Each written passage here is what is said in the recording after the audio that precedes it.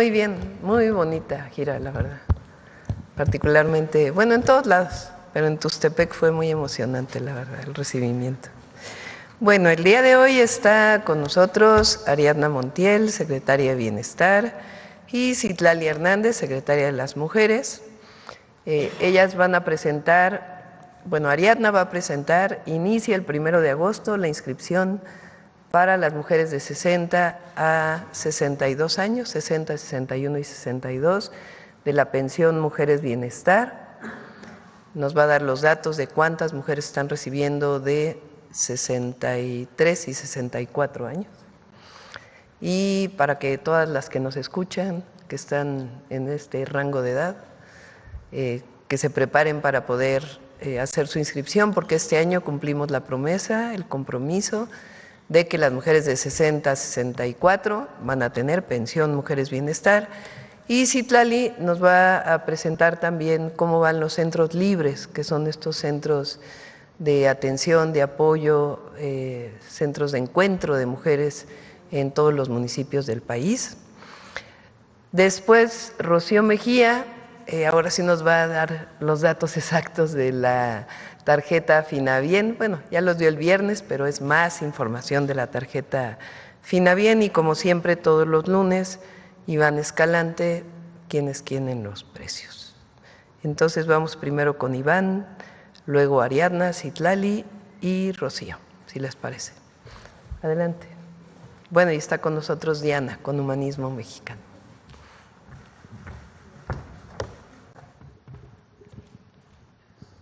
Muchas gracias. Con su permiso, Presidenta. ¿Quiénes quieren los precios? E iniciando con la instrucción de la Presidenta sobre quiénes quieren el envío de dinero, que ya es una sección que prácticamente mes con mes estamos informando. Ahora, por toda la coyuntura, vamos a presentarlo primero en nuestra sección. Nosotros hacemos un simulacro de envío de $400, que es más o menos el promedio de lo que envían los paisanos de manera mensual. Y recordarles que hay dos modalidades: envío en efectivo y depósito a cuenta. Y las remesadoras tienen dos indicadores para determinar cuánto es o cuánto vale los dólares en pesos, que es la comisión que cobran y el tipo de cambio que determinan. Adelante. En este orden de ideas, realizamos este simulacro por $400 y tenemos que para la modalidad de envíos en efectivo hicimos un bloque para dar palomitas y taches. Tenemos estas 5 remesadoras que aquí, por ejemplo, esta cobra $8, $3.99. Hay unas que no cobran comisión, pero el tipo de cambio es bajo. Entonces tenemos estas 5, destacando Pagafón SmartPay como la que más dólares da por su dinero, y tenemos estas otras 5 que ya tienen comisiones mucho más altas y el tipo de cambio mucho más bajo, destacando la que menos da es Pangea Money Transfer, que da 7,259.60 por cada $400. A las primeras les vamos a poner una palomita y a las segundas un tache, y recordarles que tenemos una calculadora virtual en nuestra página de internet en donde pueden ponerle ahí cuánto estarían enviando, incluso hasta por lugares de Estados Unidos en donde pueden acudir a hacer su envío en efectivo. Adelante. Y tenemos la modalidad de depósito a cuenta, también las 5 más importantes. Aquí tenemos Finabien, con lo que anunciaba la maestra Rocío, que ya disminuyó el promedio de comisión e incrementaron un poco el promedio de tipo de cambio. Está dentro de las 5 que mejor paga, destacado Cloud Transfer Services. A todas ellas les vamos a poner una palomita. Y tenemos las que menos dan y cobran mucho más caro, por ejemplo aquí en las comisiones, esta MoneyGram, $8, y la que menos da es 7,254.78 RIA Money Transfer por cada $400. Y también destacar, vamos a ponerle tache a las segundas. También destacar que Finabien facilita el envío y recepción de dinero ya que cuenta con 1,700 sucursales en 1,215 municipios en todo el país. Es decir, no solamente es remesadora, sino también es pagadora de los recursos que puedan enviar nuestros paisanos en 1,215 municipios, independientemente de la remesadora. Adelante. Bien, en nuestro monitoreo de productos de primera necesidad, tenemos el más barato de la semana pasada, Walmart Boulevard Morelos en Hermosillo, Sonora, en 766,70, le vamos a poner una palomita. Y el más caro, Soriana Hiper Millana, en la Alcaldía Miguel Hidalgo, Ciudad de México, 988,50, le vamos a poner un tache. Recordar que estos 24 productos no deben de exceder los 910 pesos. Y tenemos buenas noticias. En nuestros monitoreos hemos estado detectando que cada vez hay más supermercados que venden en menos de 910 pesos. Entonces, en esta ocasión, todos los supermercados que monitoreamos van a obtener palomita. En nuestros comparativos de ciudades, Huixquilucan, Estado de México, la más barata, Fresco La Herradura, 872,90, palomita.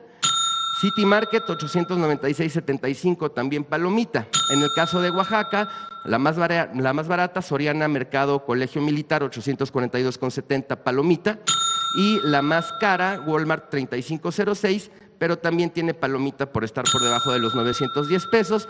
Veracruz, Chedraui Centro, 789,10, la más barata.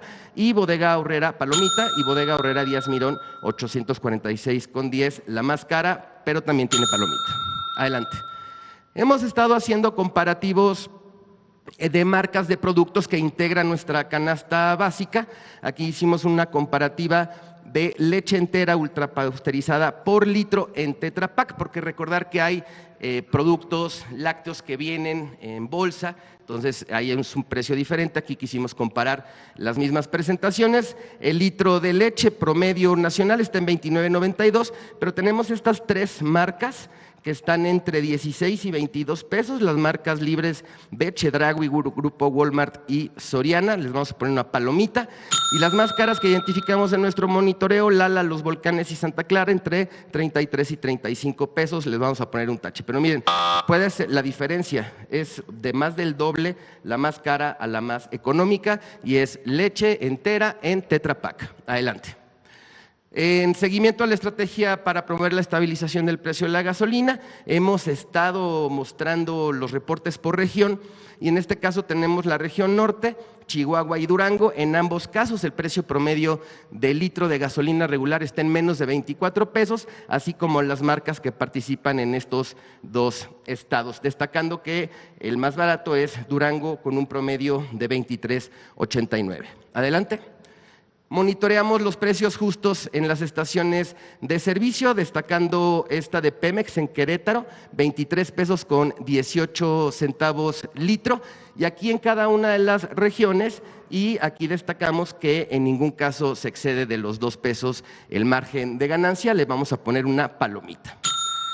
Pero hay todavía algunas que se siguen volando la barda con los precios, destacando esta Oxxo Gas en Tlajomulco de Zúñiga, Jalisco, 24.99, pero nos llamó la atención esta estación en Veracruz, Emiliano Zapata, es una estación sin marca, ya lo reportamos a Pemex, que tiene un margen de ganancia de 5 pesos con 14 centavos por cada litro de gasolina regular. Entonces ya lo reportamos para revisar qué es lo que está sucediendo. A todas ellas les vamos a poner un tache.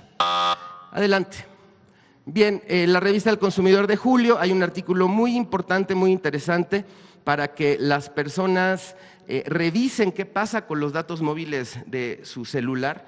Les decimos en qué se gastan más datos: videollamadas, streaming, actualizaciones en segundo plano, subir o descargar archivos. Damos algunas recomendaciones en este artículo: usar el Wi-Fi siempre que se pueda, limitar el uso de video en redes y revisar su consumo de manera constante para que no le lleguen cobros indebidos. Ahí está un QR en donde pueden consultar directamente el artículo. Adelante. Hay que recordar que la revista del Consumidor en su versión digital y en su versión impresa, en ambos son gratuitas.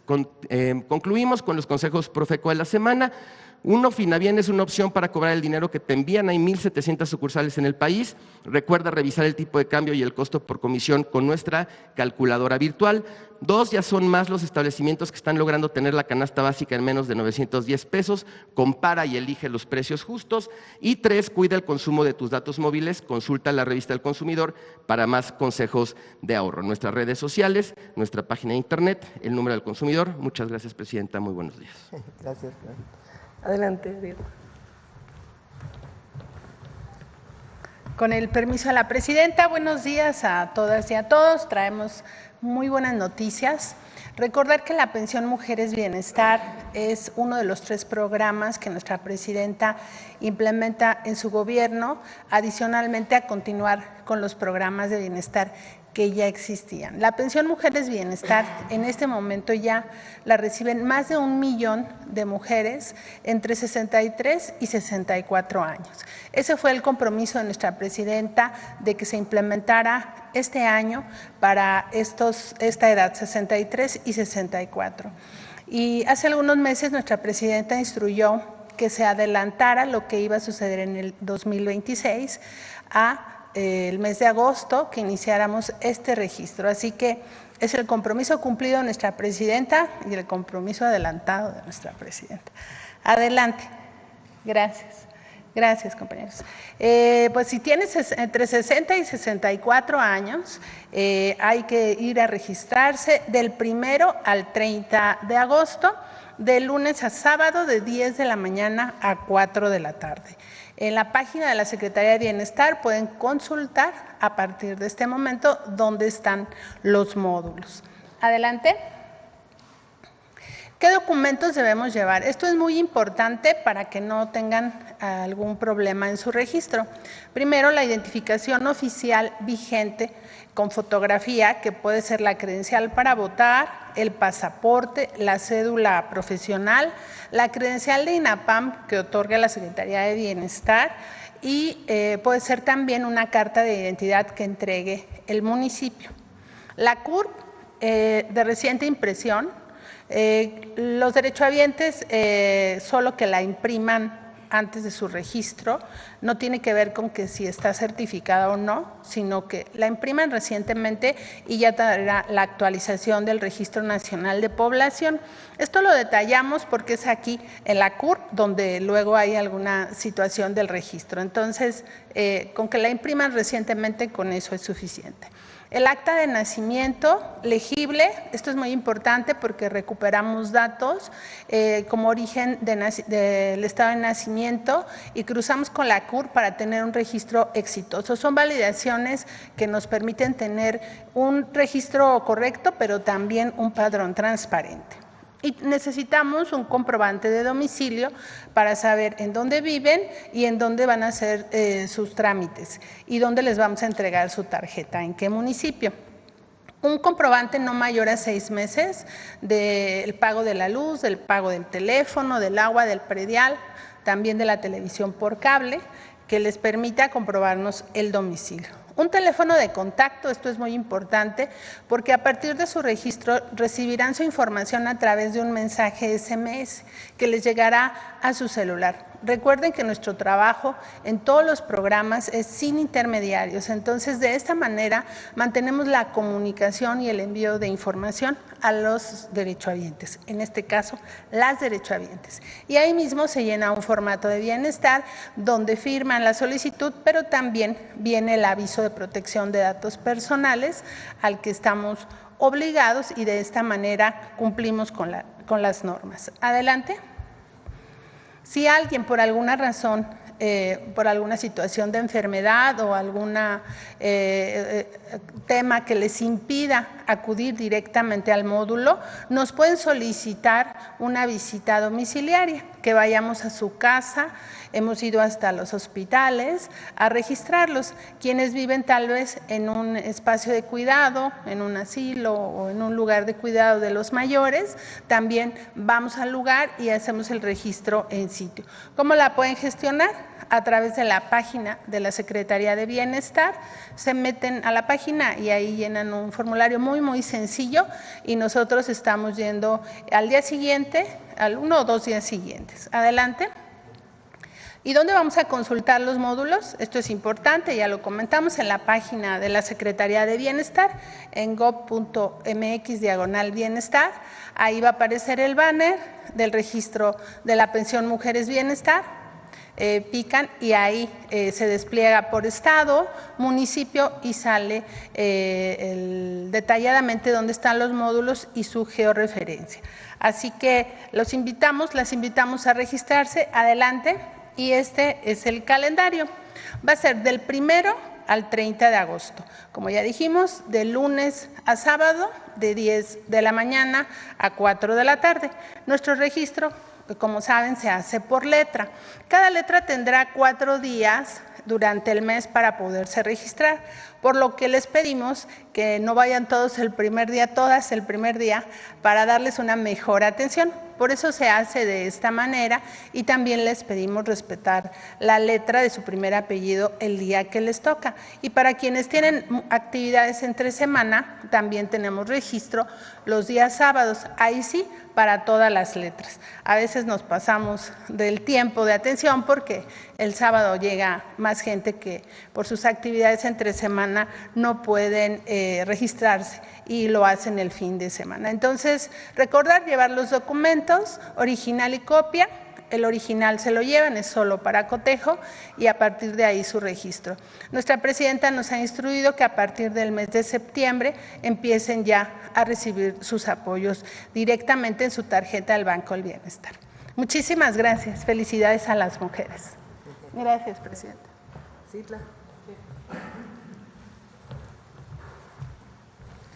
Gracias, buen día a todas, a todos. Con su permiso, presidenta, pues comentarles, hace un par de meses presentamos aquí varios componentes de un programa de atención de bienestar para las mujeres y bueno, hoy quisiéramos dar cuenta de los avances de los centros Libre.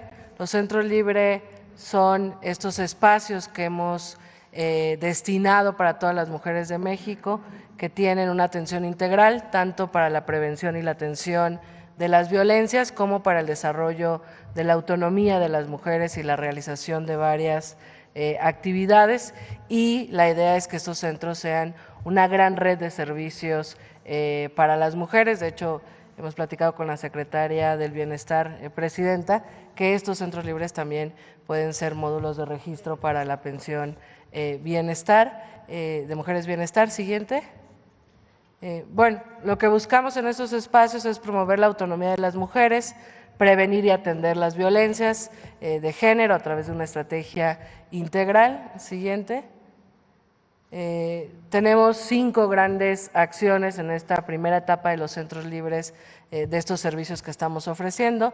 Promovemos los derechos e impulsamos la autonomía económica, apoyar la consolidación de redes comunitarias y fomentar el liderazgo de las mujeres. Aquí en los centros libres se pueden registrar a Tejedoras de la Patria, que es este registro permanente de voluntarias que están conformando redes para incidir en su comunidad y apoyarnos entre nosotras.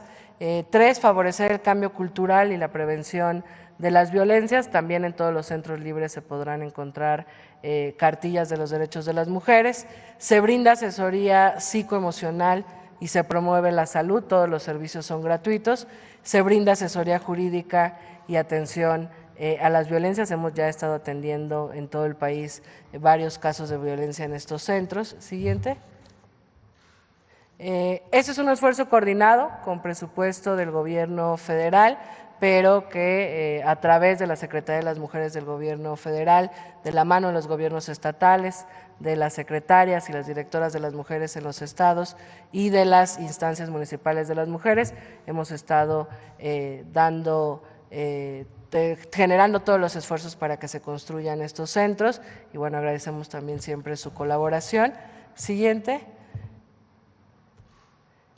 Como ya lo decía, estos centros libres tienen la triada de atención a las violencias. Hay una trabajadora social, hay orientación psicológica y hay una abogada en cada uno de estos centros libre para las mujeres. Siguiente. Y bueno, presidenta, informarle a todas, a todos que Estamos ya en el 90% de operación de los centros libres, de 678 que tenemos proyectados para este año, ya hay 600 centros libres operando. Los que faltan estarán ya operando a finalizar este mes, algunos porque en realidad son infraestructura nueva y están terminándose. Y esta creación de los centros tiene una inversión de 651.360.364 pesos del Gobierno de México que la presidenta pone al servicio de las mujeres mexicanas. Siguiente. Hay centro libre en todo el país, en distintos municipios. Se ha asignado presupuesto con base en los datos que hay de violencia hacia las mujeres, en los datos de población, y cada entidad de la República tiene distintos centros, pero la presidenta nos ha instruido que al finalizar el sexenio haya por lo menos un centro libre en cada municipio y en las entidades donde hay muchos municipios, por lo menos regionalmente exista un centro libre para las mujeres. De tal manera que este año tenemos 678 centros libres y a lo largo del sexenio tendremos más centros libres en todo el país. Siguiente. Bueno, decir también que hay un presupuesto en estos centros libres para que las usuarias, a través de este modelo que replicamos de la escuela es nuestra, de la clínica es nuestra, tenemos al interior de este programa el libre es nuestro, para que las usuarias decidan en qué utilizar un porcentaje del presupuesto para realizar actividades. En muchos centros libres ya hay actividades que las usuarias han pedido, que pasa por distintos talleres, distintas capacitaciones. Siguiente. Y finalmente, Presidenta, tenemos este video para dar cuenta un poco de qué son estos centros libres, invitar a todas las mujeres a que conozcan el centro libre más cercano. En la página tejedorasdelapatria.mujeres.gov.mx pueden encontrar la dirección de cada entidad de la República donde se encuentran estos centros libres.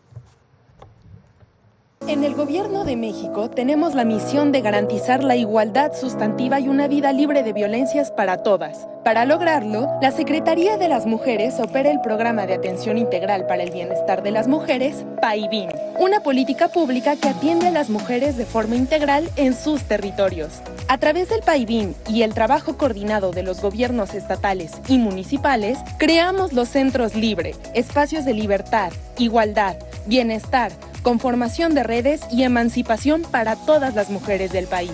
Los centros libres son espacios para la promoción de los derechos de las mujeres, conocer sus garantías y difundirlas en comunidad.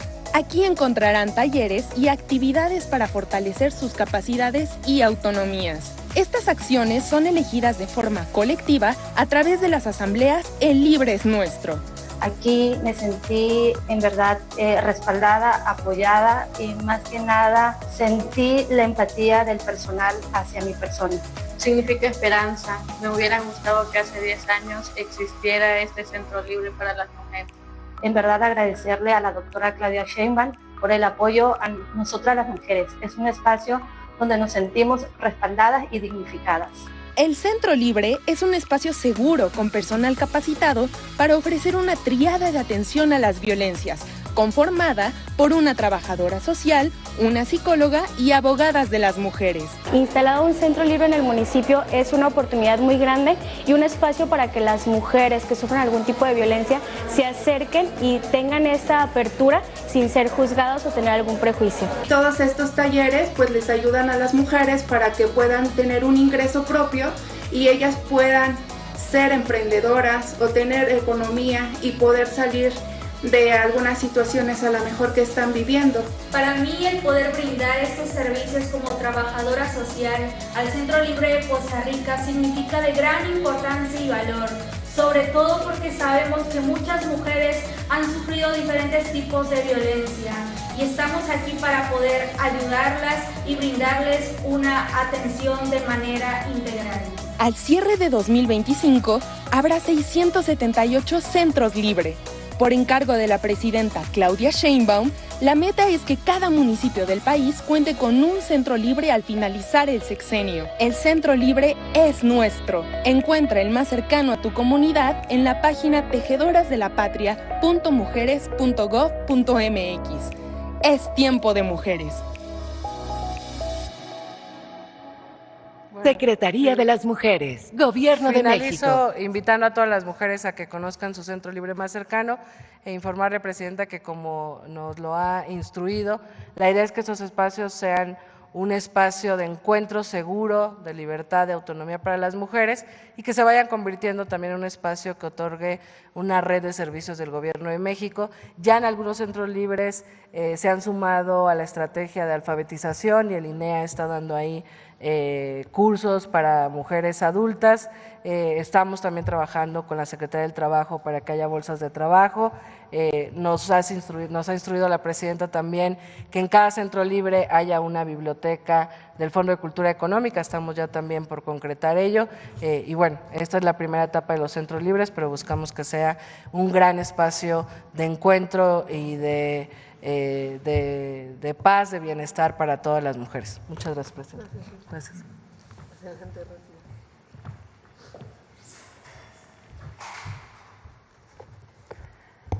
Buenos días a todas y a todos, con su permiso, Presidenta.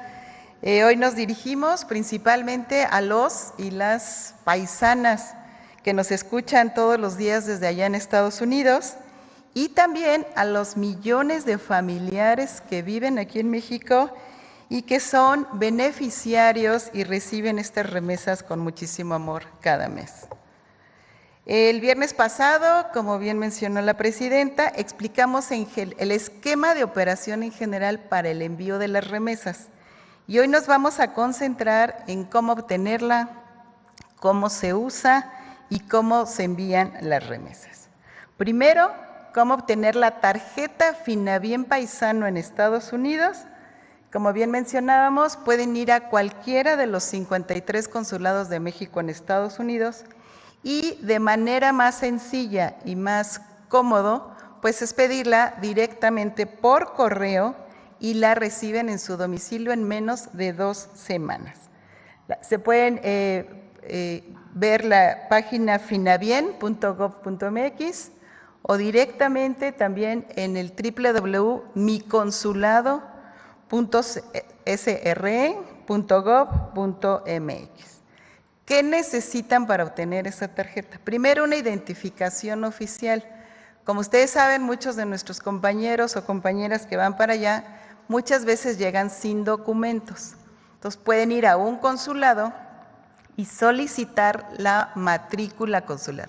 Con ese documento ya queda para nosotros como una identificación oficial, o bien si tienen un pasaporte mexicano o estadounidense, o una licencia de conducir de México o también de Estados Unidos, o un INE.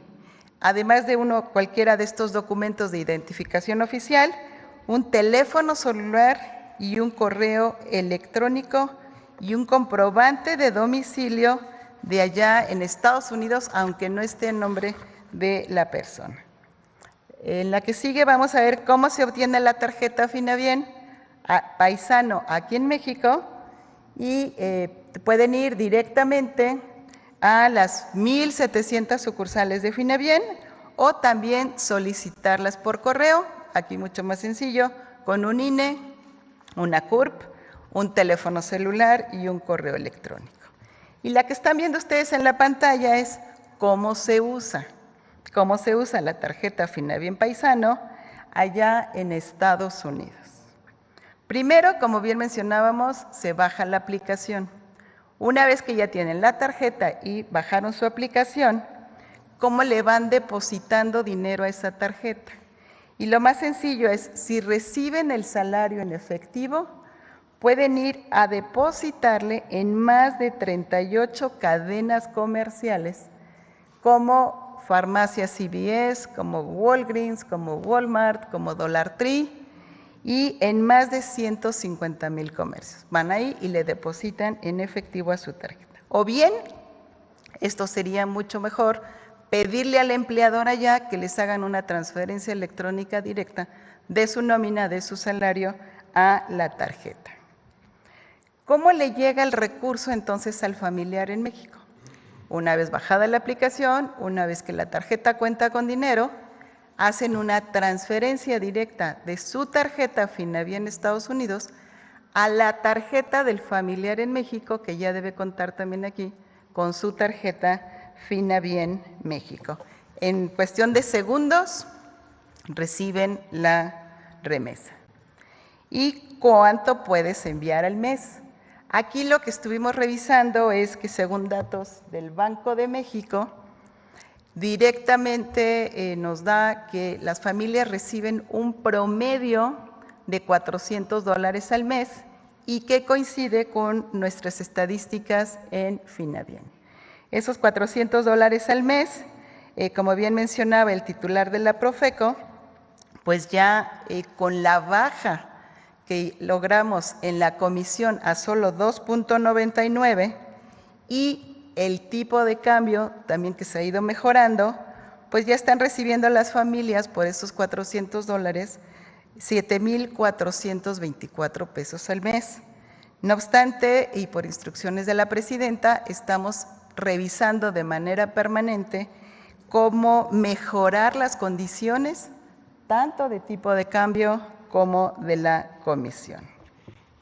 Y para terminar, pues nada más decirles que si tienen problemas en bajar la aplicación, tenemos ahí un teléfono 800-2616 que pueden hablar desde Estados Unidos, ahí se les atiende de manera directa. El correo electrónico muy cerca, @finabien.gov.mx o directamente en nuestras páginas oficiales. Muchísimas gracias. Gracias. Pues listo, vamos a las preguntas. A ver, adelante aquí.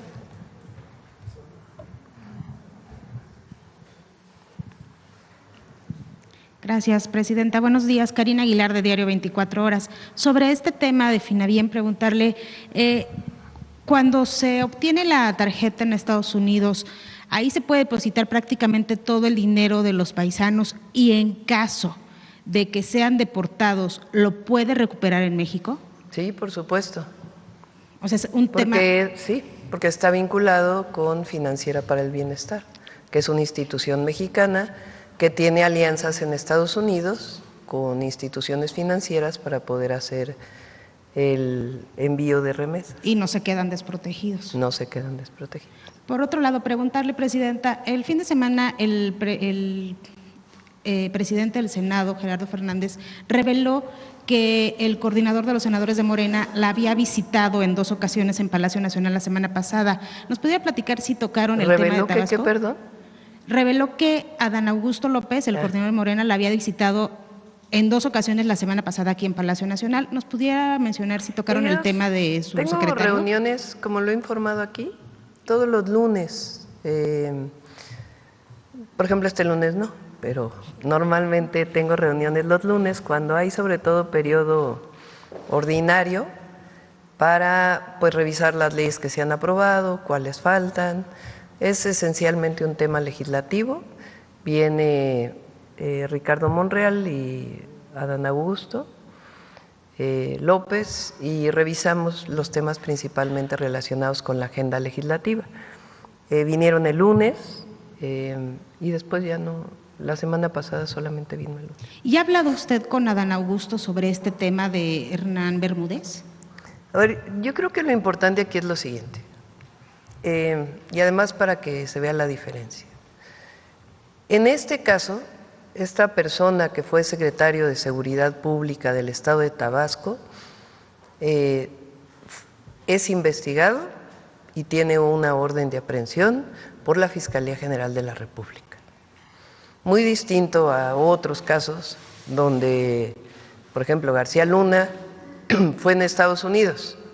Aquí, de inmediato, cuando hubo conocimiento de vínculos, se abre la carpeta de investigación y la orden de aprehensión. Eso es lo primero, y hay una diferencia. Segundo, aquí no se cubre a nadie. Si la Fiscalía tiene contra alguien, que sea militante de Morena o no, alguna evidencia, adelante, que continúe la investigación. Entonces no vamos a cubrir a nadie, nosotros ni la Fiscalía, aunque la Fiscalía obviamente es autónoma. Lo tiene que seguir la investigación. Ahora, así como no debe cubrirse absolutamente a nadie, si es que hay indicios de algún vínculo con la delincuencia o indicios de algún acto de corrupción o alguna ilegalidad, de la misma manera no estamos de acuerdo en el linchamiento mediático. Tiene que haber pruebas y tiene que actuar la autoridad de la Fiscalía y los tribunales de justicia. Entonces, esa va a ser nuestra posición siempre. Entonces, en este caso, él mismo ya lo dijo, si lo llama la autoridad, pues él va a ir a declarar y dio su posicionamiento.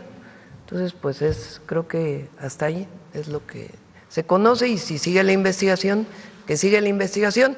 Si hay algo contra él o contra cualquier otra persona, nosotros no vamos a cubrir a nadie que tenga vínculos con algún grupo delictivo o por un acto de corrupción, pero tampoco respondemos ante linchamientos mediáticos o de las redes sociales.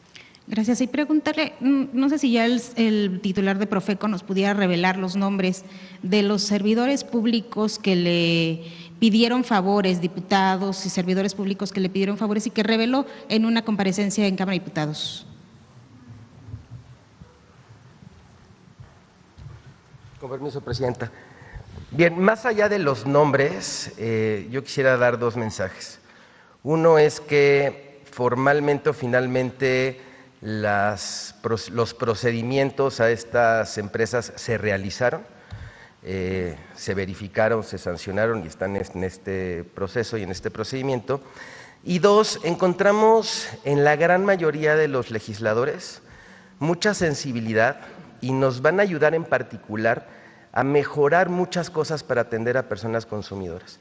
Y una de ellas que hemos estado analizando muy de cerca es algunos sectores, alrededor de 17 sectores, hoy están obligados a informar y a reportar sus contratos de adhesión ante la Profeco.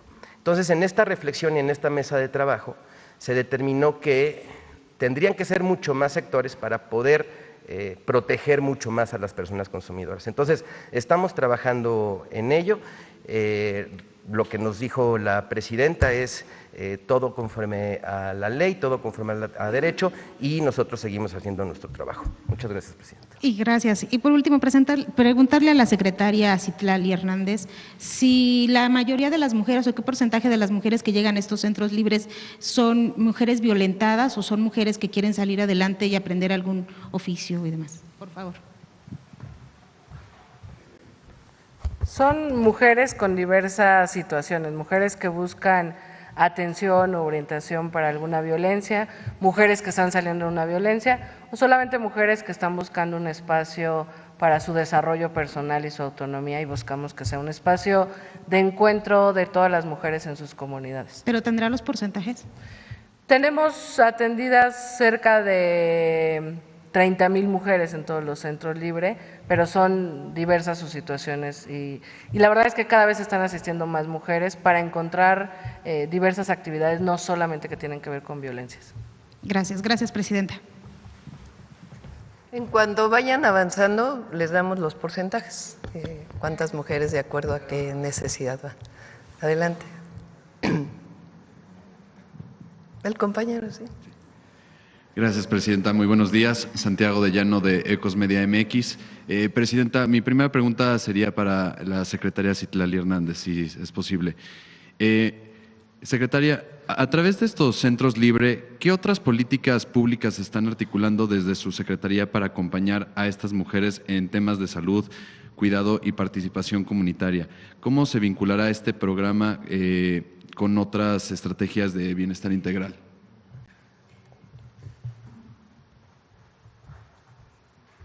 Sí, como lo decía hace un momento, ya están en operación estos centros libres y estamos dialogando con distintas secretarías del Gobierno de México justamente para que este espacio otorgue una serie de servicios que garanticen los derechos de las mujeres, por ejemplo, con el sector salud, que cada cierto tiempo pueda haber algunos módulos de salud para las mujeres.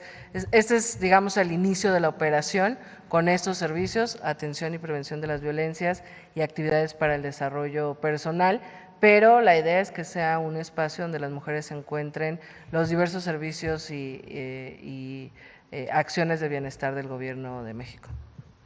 Gracias, secretaria. Presidenta, ¿qué opina de las declaraciones del Departamento de Estado de Estados Unidos en relación a no opinar sobre las elecciones democráticas que se lleven a cabo en otros países? Esto porque ya ha habido reuniones del embajador de Estados Unidos en México con personajes de la oposición que están formando nuevos partidos. Y yo creo que hasta ahora el embajador de Estados Unidos en México ha sido respetuoso, tiene buena comunicación con el gobierno de México, en distintos momentos ha aclarado temas importantes que habían salido en los medios de comunicación, como por ejemplo el famoso tema de las visas, de que si había una lista de personajes políticos a los que se les iba a quitar las visas. Claramente la embajada dijo no hay ninguna lista y no hay nada que tenga que ver con eso, y algunos otros temas. Entonces no, pues un embajador tiene necesariamente que tener una tarea de vínculo entre en este caso el gobierno de Estados Unidos y el gobierno de México. Es el representante del gobierno de Estados Unidos en México y hasta ahora pues ha sido respetuoso. Y ya por último, Presidenta, ¿qué opinión tiene de que el gobierno del presidente Donald Trump tome represalias contra aerolíneas mexicanas luego de que el gobierno de México supuestamente obligó a las líneas aéreas de carga estadounidenses a que dejaran de utilizar el Aeropuerto Internacional de la Ciudad de México y que ya incluso personajes de la oposición mencionan que es debido a la terquedad de que el AIFA tenga vuelos? Fue un comunicado de la Secretaría de Transporte del gobierno de Estados Unidos. Todavía no hemos sido notificados formalmente. Fue una declaración, parece que van a notificar en esta semana y hay que ver exactamente a qué se refiere. Ahora, México es soberano, eso es lo primero. Hay desde 2014, fíjense, 2014, todavía no gobernaba el presidente López Obrador, hubo una publicación de la saturación del Aeropuerto Internacional Benito Juárez de la Ciudad de México, desde 2014. De hecho, es parte de la justificación de la construcción del aeropuerto en Texcoco. Pero es evidente, o era evidente, que el Aeropuerto Internacional de la Ciudad de México tenía una saturación muy alta en número de vuelos de pasajeros y también de carga. Esta saturación pues ya llegaba a niveles de riesgo, digamos, en términos de su propia operación. Entonces, en la época de Fox, luego de Calderón y luego de Peña, lo que querían era cerrar el Aeropuerto Internacional de la Ciudad de México y construir un aeropuerto en Texcoco. Cuando llega el presidente López Obrador, bueno, desde que fue jefe de gobierno, a mí me tocó porque fui secretaria de Medio Ambiente, nos opusimos a que se cerrara el Aeropuerto Internacional de la Ciudad de México y se construyera el aeropuerto en Texcoco. Eso fue, lo primero fue idea de Fox, de hacer eso. ¿Qué ocurrió en aquella época? Pues querían hacerlo no solamente en la zona federal de Texcoco, sino comprarle tierras a ejidatarios de distintos ejidos. En el caso de Atenco se manifestaron en contra una buena parte de los ejidatarios y posteriormente cuando llega Peña al gobierno del Estado de México viene una represión muy cruenta, en realidad porque querían que se hiciera el aeropuerto en Texcoco, incluso en terrenos ejidales. Llegó a ofrecerse el metro cuadrado en 7 pesos en aquella época. El entonces jefe de gobierno, Andrés Manuel López Obrador, y quienes participábamos en su gabinete, era yo secretaria de Medio Ambiente, dimos los argumentos de por qué un aeropuerto en Texcoco no era una buena idea. Científicos, argumentos científicos, que tienen que ver con el tipo de suelo, un suelo arcilloso, con hundimientos por la sobreexplotación del acuífero en esa zona, y un suelo arcilloso que tiene muchísimos problemas para poder construir ahí las pistas. Un suelo arcilloso es barro. El barro cuando se seca, pues es como polvo, y cuando se humedece, pues es como una plastilina. Y entonces aumenta su volumen y disminuye cuando se seca. Ese tipo de suelo pues tiene características especiales y no es precisamente el mejor suelo para hacer una pista. Pero además dimos argumentos de que en esa zona pues era la zona principal de descarga de aguas de la Ciudad de México, un reservorio muy importante principalmente para la contención de avenidas de agua y no inundaciones en la Ciudad de México y el Estado de México. Segundo, un reservorio muy importante de hábitat y de ecosistemas. Y tercero, pues les muestro una foto de cómo está ahorita el parque de Texcoco, nada más para que vean lo que hubiera tenido que ocurrir. O sea, ahí es donde se quería construir el aeropuerto. Hoy pues es un lago, como siempre se dijo. Sería un problema construir ahí un aeropuerto. Entonces, la primera opción era utilizar, además de los terrenos federales, de ejidatarios. Y hubo un conflicto social muy fuerte que derivó en una cruenta represión. Después, cuando llega Peña, dijo, bueno, no hay que hacerlo en el ejido porque esto es complicado, vamos a hacerlo solo en la zona federal, en esta zona federal, que hoy está inundada. Cuando un aeropuerto además carísimo, con el adicional de que se iba a cerrar el Aeropuerto Internacional de la Ciudad de México para que funcionara el de Texcoco. ¿Qué iba a ocurrir en las 700 hectáreas del Aeropuerto Internacional de la Ciudad de México? Un desarrollo inmobiliario, ese era el verdadero negocio. Además del aeropuerto, el verdadero negocio eran 700 hectáreas de desarrollo inmobiliario, un nuevo Santa Fe. Ese era el objetivo, así estaba planeado, ya tenían prácticamente visto a quién le iban a vender los predios del actual Aeropuerto Internacional de la Ciudad de México, con las implicaciones que tenía para la ciudad en términos de pérdida de empleos y otras problemáticas. Bueno, cuando gana el presidente López Obrador, hace una votación en todo el país, preguntando a la gente si se seguía con el proyecto del aeropuerto en Texcoco o la otra opción era construir un nuevo aeropuerto en Santa Lucía, en donde había una base aérea militar, y poder mantener los dos aeropuertos, el de la Ciudad de México y el de Santa Lucía. Cuando se hace el cálculo de cuánto cuesta, pues resulta que es mucho más económico hacer el aeropuerto en Santa Lucía. Se ahorran 300,000 millones de pesos, 300,000 millones de pesos. El aeropuerto se hace rápido, de manera eficiente. Cuando están listos los dos aeropuertos, se inaugura en 2022 o 23, a ver, recuérdame la fecha de inauguración. O 21. 21. Se inaugura en 2021, imagínense. Porque además el aeropuerto de Texcoco, que está hoy, fíjense cómo está, iba a tener su primer vuelo hasta el 2024-25. Cambio, en el caso de Santa Lucía, en el 2021 se inaugura y se ahorran 300,000 millones de pesos que se dedican a otras obras estratégicas. Bueno, cuando está el aeropuerto, el AIFA ya, y el Aeropuerto Internacional de la Ciudad de México, se hace una valoración de qué tiene que irse al AIFA.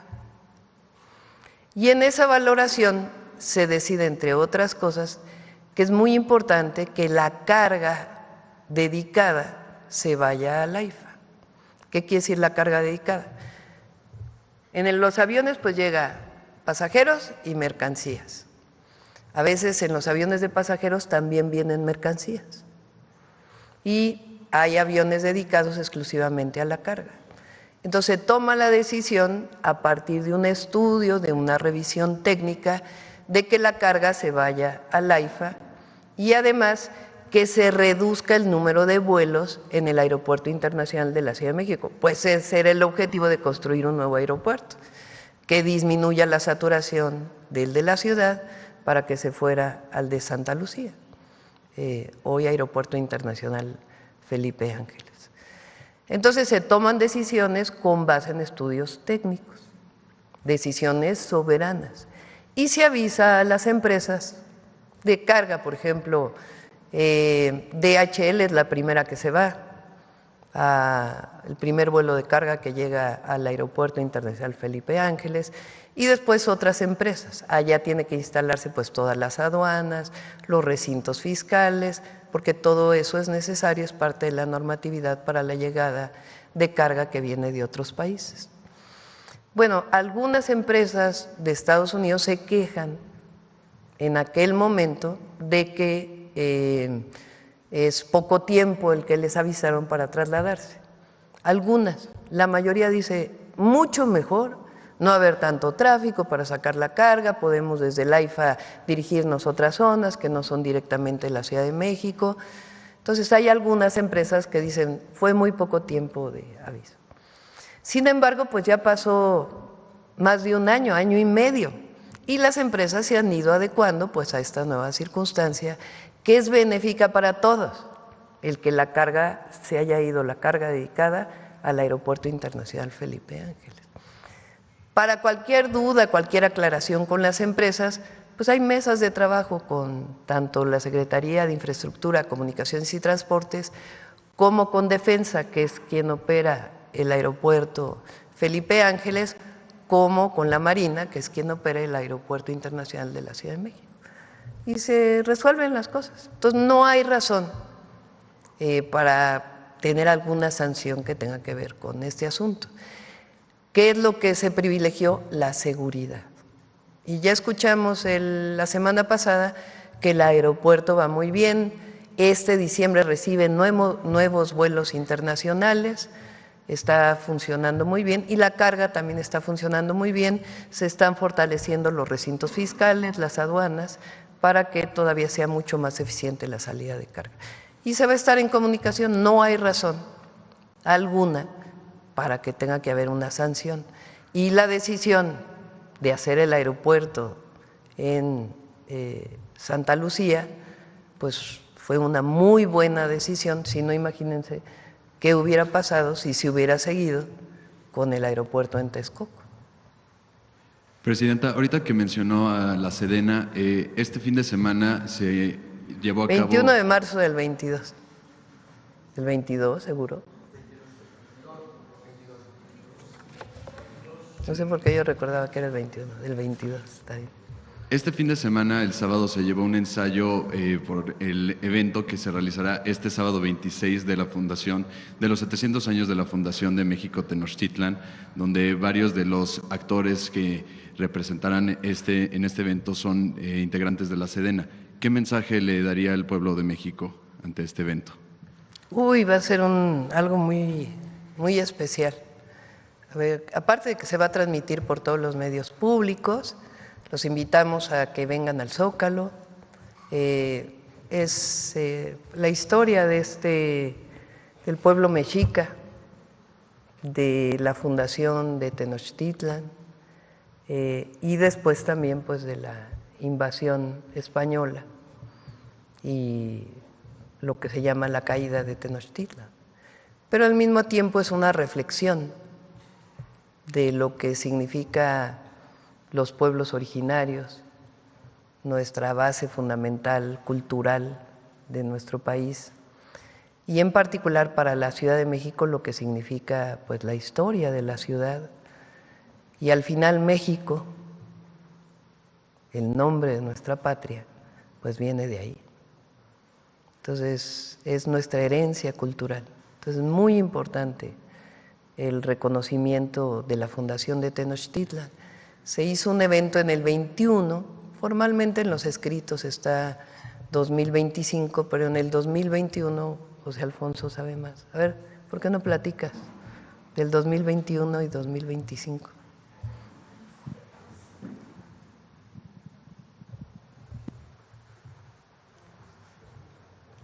Gracias. Presidenta, con su venia. Sí, en el 2021, en efecto, se hizo una conmemoración en relación a la fundación de México. El documento que nos sustenta es la Chronique o l'Histoire du Mexique, que se encuentra en la Biblioteca Nacional de París. Esta es una traducción del francés de un escrito de Fray Andrés de Olmos, que fue uno de los primeros eruditos en entender la cultura, y es interesantísimo ver que pone que la Ciudad de México o México se funda en 1321 en números romanos para enfatizar la importancia de ese número. Y a partir de esa fecha hace la cuenta hacia atrás para ubicar la salida de Aztlán a la llegada aquí y concilia el calendario con el encuentro de Cortés y Moctezuma en 1519 y posteriormente la caída. Hubo un debate interesante, respetuoso por parte de muchos de los académicos, y la decisión fue reconocer que la cuenca del Valle de México viene siendo poblada desde hace más de 700 años. Ahora lo que estamos conmemorando es un hecho cósmico puntual que se viene repitiendo desde hace muchísimos años, y por lo menos 50 años de participación de grupos mexicaneros, danzantes, etcétera, los 26 de julio en la Plaza de la Constitución, y constituye el segundo paso cenital del Sol. Y este paso cenital del Sol es, según lo hemos analizado, el portento, es decir, el águila es el Sol que desciende sobre la nopalera. En la nopalera está el corazón de Copili, y en lugar de serpiente tiene el glifo de la guerra sagrada. Y esta figura mítica está impresa, lo han visto ustedes ahora en las reproducciones que están en el Zócalo, en lo que se llama el teocalli de la guerra sagrada o de la fundación, porque tiene en la parte superior el glifo correspondiente a 1325. Eso es lo que estamos conmemorando, la fundación o el sembrado de la cultura mexica en el islote que posteriormente fue la gran ciudad de México, Tenochtitlan. Gracias.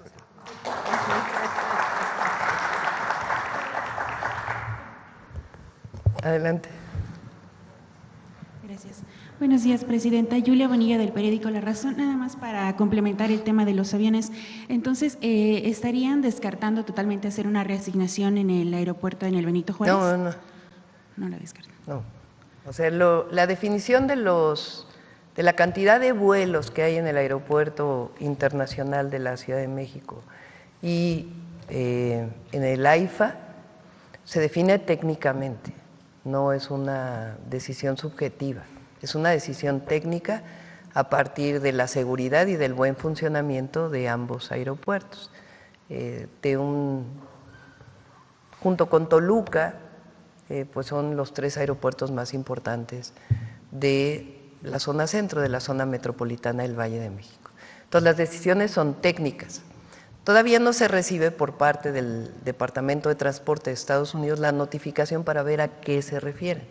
Y en el momento que se reciba, pues se habla con las aerolíneas y también con el Departamento de Transporte, pero no tiene, digamos, un sustento en términos de que haya sido algo en contra de alguna aerolínea estadounidense. La decisión fue por seguridad y por la buena operación de los aeropuertos. Y cualquier cambio tiene que ser una decisión técnica, no puede ser una decisión así nada más. Pero además está funcionando bien y se van a hacer todavía más adecuaciones a las aduanas y los recintos fiscales en el caso del AIFA. Están funcionando bien, incluso mucho mejor que cuando funcionaban en la Ciudad de México. ¿Tendrá indicadores sobre el tema de la saturación que se habría descongestionado? Sí, con gusto le pedimos al secretario de Transporte, al secretario de CICT, a Jesús Esteva, que pueda venir para dar todos los… Sacaron un comunicado el sábado o el domingo, dando toda la explicación con fechas, etcétera. Pues sí, con gusto pueden venir a explicar, porque además recuerden que este año estamos haciendo una modernización del de la Ciudad de México. Se hizo una obra muy importante, me tocó como jefa de gobierno, porque la Terminal 2 del aeropuerto no estuvo muy bien construida, que digamos, porque es una zona de hundimientos del suelo por la sobreexplotación del acuífero. Entonces tuvo que hacer una intervención, no se notó porque siguió funcionando, pero fue una intervención muy importante. Me tocó a ver si por ahí encuentras alguna foto que subí a mis redes sociales cuando, a lo mejor Jesús Esteva la tiene, cuando estábamos construyendo o reforzando la Terminal 2, tenía oquedades de 1,5 metros y ya tenía problemas en las traves, en el suelo, de problemas pues estructurales. Entonces lo que se hizo fue rellenar con un cemento especial para que no hubiera problemas. Fue una obra como de 1 año, 1 año y medio, y con ello ya es segura completamente la Terminal 2. Y ahora se están haciendo principalmente algunas adecuaciones en trabajos en la red sanitaria y también en las fachadas para recibir el Mundial del próximo año. Okay. Van a ser los 2 aeropuertos, son oficiales para el Mundial para la Ciudad de México. Ok, Presidenta. Bueno, pasando a otro tema, ayer sesionó el Consejo Nacional de Morena en donde se aprobaron diversas modificaciones, justamente con miras ya a las elecciones de 2027 también. Preguntarle su comentario respecto justamente a la creación de este comité que va a revisar pues le toca las a Morena, incorporaciones. a mí ya no me corresponde. Es un asunto del partido. ¿Fue consultada al respecto sobre los temas que se propusieron? ¿O fue sugerencia de usted? No, es un asunto de Morena. Es un asunto de Morena. Okay. Bueno, y en otro tema ayer también se me parece bien, pues me parece bien que Morena esté pues mejorando cada vez. Entonces, pero son decisiones que toman el Comité Ejecutivo, el Consejo Nacional de Morena. ¿Usted ve necesario? Ayer uno de los mensajes que recalcaron tanto Durazo como alcalde fue este llamado a que no haya chantajes con ruptura del movimiento, porque también ven pues que hay figuras que persisten o que insisten en querer saltarse estos lineamientos que se hicieron con base en la sugerencia que usted presentó para el nepotismo y no se adelantan a las campañas. Ya es cuestión de Morena. El movimiento está muy fuerte, va más allá de Morena, porque no es solo un partido político que representa lo que está viviendo hoy nuestro país, la gran transformación que estamos viviendo. Tiene mucha fuerza el movimiento de transformación, mucha fuerza, y la fuerza está en el pueblo. Entonces, como partido político, Morena no se puede alejar del pueblo y de los sentimientos del pueblo de México. Eso es lo más importante, pero va mucho más allá incluso que el partido, y las decisiones de Morena pues las toman ya su comité ejecutivo y su consejo. En otro tema, regresando al tema internacional, antes de que se me olvide, preguntarle sobre el tema de jitomate. Cuando se lanzó la advertencia de Estados Unidos sobre imponer este arancel, tanto usted como el secretario de Agricultura advirtieron que también México tenía procesos por dumping contra Estados Unidos. Sí, también los estamos revisando, los procesos. Y esta semana, espero que esta semana presentemos junto con las asociaciones las distintas opciones, tanto para jitomate como para el tema del ganado. Recuerden que el Plan México, como esencia, lo que planteó es fortalecer el mercado interno. Nosotros tenemos una economía, y va a seguir así, por la integración que tenemos con Estados Unidos, una parte muy importante está dedicada a la exportación a los Estados Unidos. Y va a seguir así porque la integración es mucha, en muchísimas áreas y en muchísimos sectores. Pero también importamos mucho. Entonces, el Plan México tiene que ver con disminuir las importaciones y fortalecer lo que se produce en México, pero también tener distintas opciones en términos de la exportación. Por ejemplo, en México se exportan animales, novillos, ganado, y se importa carne. Entonces, pues es muy importante fortalecer en todo caso la producción también de carne en nuestro país para el mercado interno. Y como ello, igual el jitomate, pues el jitomate es de exportación y no podríamos, digamos, consumir todo el jitomate que se exporta. Además, Estados Unidos, como lo dijimos, va a seguir importando jitomate mexicano porque no tiene capacidad de producción para poder producir el jitomate que se consume. Y además la calidad del jitomate, que durante años además pues se ha ido mejorando para las necesidades de exportación. Entonces no van a poder sustituir el jitomate mexicano, pero hay que dar otras opciones, sobre todo para los pequeños productores, de que puedan procesar el jitomate en México y también tener mercado interno. Todo ello es parte del plan. Entonces, pero todo está a revisión, todo. El objetivo nuestro, obviamente nosotros no queremos entrar en ninguna confrontación con el gobierno de Estados Unidos. No le conviene a nadie, tenemos que ser responsables en eso. También queremos que ellos respeten a México. Pero mi tarea fundamental como presidente es proteger al pueblo de México y a nuestra nación. Y se buscan las mejores decisiones para avanzar. Por cierto, salió que esto está muy bueno para los adversarios. La cifra del INEGI que salió, para los que dicen que vamos muy mal y que el crecimiento estimado de junio del 2024 a junio del 2025 es de 1.3%. Recuerdan que decían que este primer semestre iba, y en el mes es de 0.2%. Por supuesto que nuestro interés no solamente es el crecimiento, sino el desarrollo integral del país. Pero son buenos números, son buenos datos. Pero sobre estas sanciones, porque advertían que pues había un perjuicio contra el mercado en cuanto al pollo y las piernas de cerdo. Entonces, ¿sí se están analizando estas sanciones? Sí, todo se está analizando, sí. ¿Y han entablado algún tipo de diálogo para obtener alguna aclaración o diálogo con Estados Unidos respecto a estas? Siempre hay diálogo. ¿Han obtenido alguna respuesta que se les haya dado? Siempre hay diálogo y todo lo analizamos, todas las decisiones. ¿Y cómo tomamos las decisiones? Pues lo mejor para el país, lo mejor para el pueblo y lo mejor también, pues, para que no se pierda ningún empleo. Entonces, pero todas las decisiones las analizamos todo el tiempo y tengo reunión con Economía otra vez, con un equipo grande que analizamos siempre pues el tema de los aranceles, la relación con Estados Unidos, las reuniones que se tuvieron la semana pasada.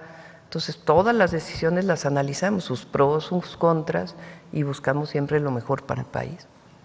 Ok, bueno, en otro tema, ayer se realizó una nueva marcha contra la gentrificación aquí en la Ciudad de México.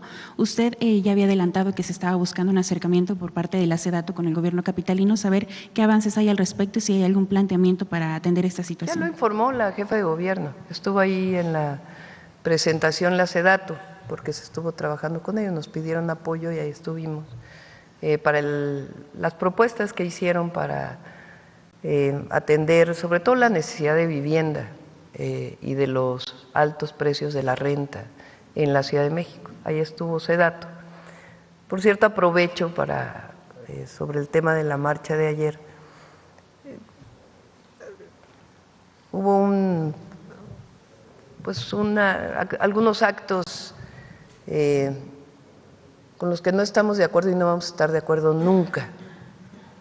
Un grupo muy pequeño de una de las manifestaciones entró a Ciudad Universitaria, rompió los vidrios de una librería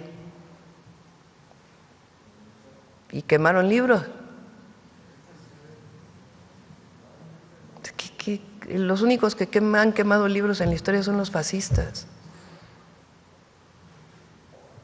Entonces, por supuesto que puede haber una demanda legítima, pero quemar libros en una institución educativa, eso debe ser condenable totalmente. Los actos de violencia. Y segundo, ¿cómo que quemar libros? Eso no podemos solaparlo nadie en nuestro país. Lo único que muestra pues es una actitud, prácticas que solo pueden catalogarse como movimientos fascistas. ¿Y qué mensaje le da a los pobladores? Intolerantes. ¿Y qué mensaje le da a los pobladores que ayer durante la marcha pues manifestaron esta inquietud, sobre todo al sur de la capital, por el encarecimiento tanto de terrenos como de rentas? Hay una demanda legítima de incremento de las rentas en la Ciudad de México. Y la jefa de gobierno presentó 14 puntos, desde la construcción de vivienda en renta, la construcción de vivienda por parte de la Secretaría de Vivienda de la Ciudad de México para renta, que es una muy buena idea, hasta otros esquemas que eviten que aumenten las rentas más allá de la inflación, que ya estaba en la ley, pero que ahora pues están generando las condiciones para poder supervisar que en efecto no sea así. Entonces son varias propuestas de un plan integral que es muy bueno y que va a tener el apoyo del gobierno federal en lo que necesite. Ok. Y por último, Presidenta, hace unos días publicamos en La Razón que de acuerdo con los informes de la Auditoría Superior de la Federación, hay más de 102,000 millones de pesos correspondientes a observaciones no aclaradas por diferentes entes, tanto a lo federal como en el gasto federalizado de los estados y los municipios. Son observaciones que vienen desde el inicio del siglo, que son básicamente, pues sí, más de 100,000 millones de pesos perdidos, o que no aclarados más bien. En este contexto, preguntarle su postura al respecto y si ve necesario legislar, justamente porque uno de los problemas que se advierten en este tema es que no hay plazos fijos justamente para que los entes, las secretarías, las dependencias, pues aclaren qué pasó con este dinero que se les observa por parte de la auditoría. Bueno, sí hay plazos. Viene primero una observación de la Auditoría Superior de la Federación y luego vienen tiempos para poder aclarar las observaciones que se hacen. Si al final la auditoría considera que no fueron saldadas las observaciones, pues presenta tanto sanciones administrativas como incluso penales, denuncias en la Fiscalía. Entonces, no sé a qué se refieran en particular en los tiempos, pero he sido servidora pública en varios periodos de mi vida y cuando hay observaciones de la auditoría, uno tiene la obligación de responder en cierto tiempo, después viene un proceso para poder ver si realmente las observaciones fueron saldadas o no, y después de cierto periodo pues vienen las sanciones. Y también el funcionario público tiene derecho también a defenderse en ese proceso, pero hay tiempos, no sé si exactamente a qué se refieran con fortalecer esos tiempos o no. Y normalmente, como lo he explicado aquí, vienen observaciones y viene un periodo pues para solventarlas, porque muchas veces son observaciones normativas, que a lo mejor no se cumplió una norma, no se cumplió otra norma y no necesariamente tienen que ver con daño patrimonial. Pero bueno, los tiempos a lo que se refiere son el plazo justamente que se abre después de la aclaración y que finalmente pues termina en que si no se aclara pues el dinero queda ahí como perdido, porque estos más de 100,000 millones de pesos pues vienen de cuentas. No, pero la ley es muy clara, si no se solventa la observación se va o al Tribunal de Justicia Administrativa, que tiene después en fin, al tribunal que tiene que seguir la sanción y también se presenta en su caso denuncia penal. Entonces no es que queden perdidos, sino que quedan en denuncia y ahí el funcionario o el que haya sido funcionario público debe devolver los recursos o si no, pues hay delito penal. ¿Sugeriría algún mecanismo, alguna modificación para robustecer el tema de las auditorías, sobre todo el de aclaración, porque finalmente pues se sigue perdiendo dinero? Pues que lo revise Raquel Buenrostro, que ella nos informe. Gracias, presidenta. Sí. A ver, por acá. A ver, acá. Es que... Buenas tardes, presidente. Buenos días, perdón. Buenos días. Julio Mar Gómez, Medios del Pacífico. Presidenta, es algo importante las mujeres hoy en la actualidad, y en el Diario Oficial de la Federación pues ya salió el decreto sobre el himno, el reconocimiento de las mujeres del himno nacional, y quisiera preguntarle a la secretaria Citlali si nos puede dar mayor mensaje a lo que se refiere este cambio. Había, lo puede comentar Citla, pero había efemérides que solo eran para hombres. Ajá. Por ejemplo, ayer fue de artículo 18. Sí, de Francisco Villa. Y está reconocido como efeméride oficial. ¿Qué quiere decir efeméride oficial? Pues es un calendario en donde se dice: el 21 de marzo hay que conmemorar el nacimiento de Benito Juárez, y se conmemora en las escuelas, en los gobiernos, y hay efemérides. Pero resulta que las efemérides estaban exclusivamente, o bueno, había muy pocas efemérides para heroínas. Entonces ahora son 25, ¿no? 24 efemérides de mujeres. Le pedimos a Noemí ahora, si quieren, el jueves de Mujeres en la Historia, que nos hable de las efemérides que son ahora reconocidas, nacimientos, fallecimientos, en fin, otras fechas que tienen que ver con las heroínas de la patria, no solo con los héroes de la patria. Muchas gracias, presidenta.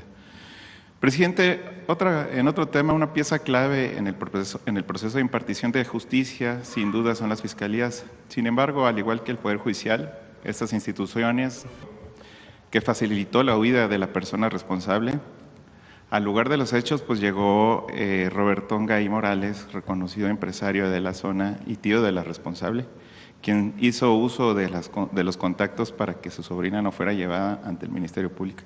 Presidenta, así como en este caso hay muchos donde los influyentes, como esta familia Ongay de Campeche, son intocables. En contraste, gente humilde que no cuenta con los suficientes medios de defensa son inculpados muchas veces de manera injusta.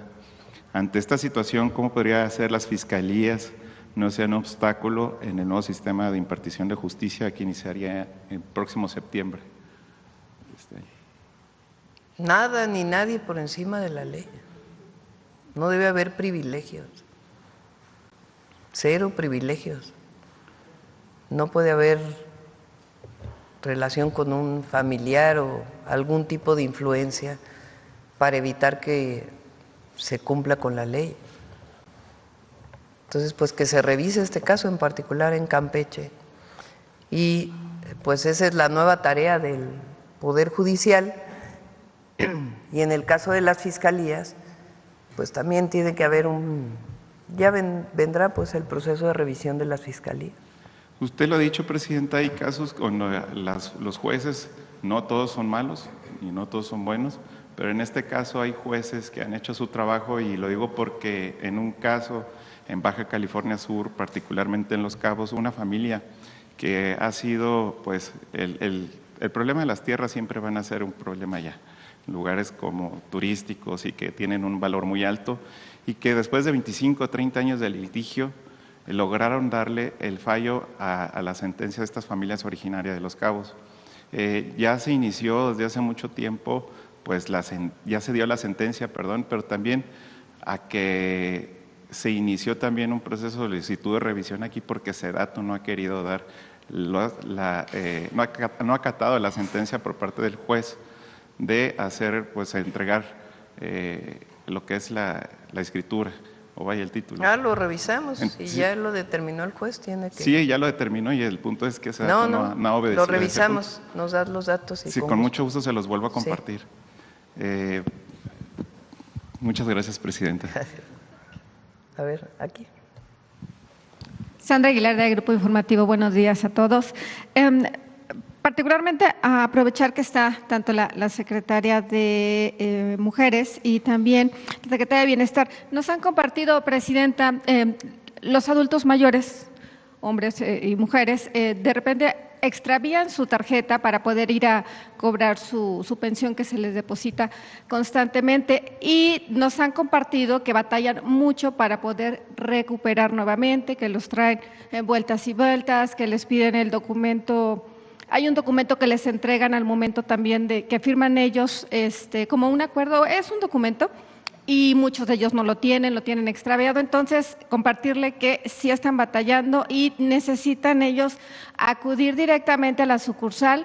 Quienes tienen ese documento tienen que hacer la fila, tienen que esperar su turno, entonces sí, los hemos visto cómo bajan inclusive de transportes de plataforma, y los mismos transportes de plataforma los ayudan a que puedan ingresar, muchos con bastón, muchos con andador. Entonces, les comparto este dato porque sí se está batallando un poquito para recuperar lo que es la tarjeta del banco.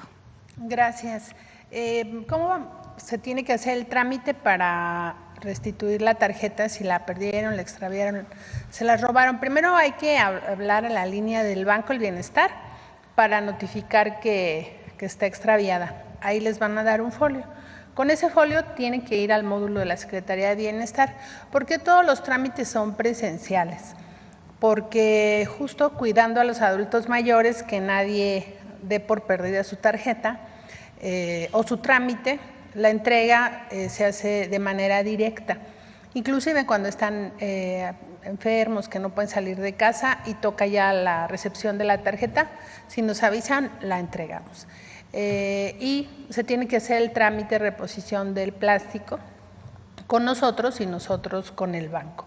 De cualquier manera, ellos siguen recibiendo sus apoyos porque tienen un número de cuenta. Lo que han extraviado es su tarjeta. El plástico.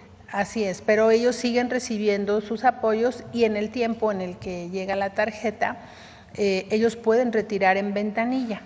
Sí tienen que cuidar sus documentos que se les entregan cuando reciben su tarjeta. Esto es muy importante, porque en ese recibo viene su número de tarjeta, su número de beneficiario, sus datos, para que su trámite sea más ágil. Pero de cualquier manera, quien lo haya extraviado, con su identificación oficial con fotografía, hace el trámite. Y bueno, vamos a tratar de hacerlo más ágil. Ya lo estamos entregando en 15 días. Los adultos mayores tienen la situación, cuando tienen ese tipo de trámites que tienen un tiempo más allá de los 15 días, tienen alguna situación con su CURP. Por eso es muy importante esto que les decía, que impriman lo impriman recientemente, y con eso nos vamos a ahorrar muchas situaciones, porque el Registro Nacional de Población ha ido actualizando. Nada más para poner en contexto. En el régimen pasado, cuando llegamos al gobierno, había 200 millones de CURPs y éramos 126 millones de mexicanos. Entonces, hasta en eso había un desorden. Ya afortunadamente está puesto en orden, nuestros padrones son transparentes, y hoy tenemos que mejorar la atención en el tiempo, pero bueno, todo tiene que ver con que les llegue de manera oportuna sus programas, sus pensiones, que son un derecho para ellos. Y bueno, nada más, en efecto, les piden este documento que usted está mencionando, pero les piden el original. Muchos de ellos no cuentan con el original, y también a ver si en ese punto particularmente pudieran ser más flexibles, sobre todo para las personas. Vamos a promover una campaña para que lo guarden y resaltar la importancia de por qué lo tienen que resguardar. Se les entrega cuando se entrega la tarjeta. Todos los adultos mayores llevan sus micas, donde van guardando ahí todo. Y la verdad son un ejemplo de orden. Alguien lo pierde, pero con mucho gusto se les auxilia. La instrucción de la presidenta es resolver los asuntos sin burocracia, y eso hemos tratado de hacer. Nosotros no hacemos trámites digitales porque tenemos desarrollada la tecnología, pero los adultos mayores sería una brecha para ellos del acceso. Entonces, además los puntos de registro se vuelven puntos de encuentro para ellos. Los adultos mayores son una potencia de la población, de la comunidad, entonces hay que en medida de lo que más puedan ellos estar activos en la sociedad. Es bueno para ellos y para nosotros. Le agradezco, secretaria. Gracias. Y bueno, aprovechar que está la secretaria, insisto, de las mujeres, preguntarle cuáles son las solicitudes o los servicios que más han solicitado las mujeres que se han acercado a estos centros libres, compartir también si el tema particularmente era la falta de la denuncia ante algún tema de violencia, en ese sentido saber si se ha avanzado pues en estos meses y con estos centros que ya se han aperturado a la fecha.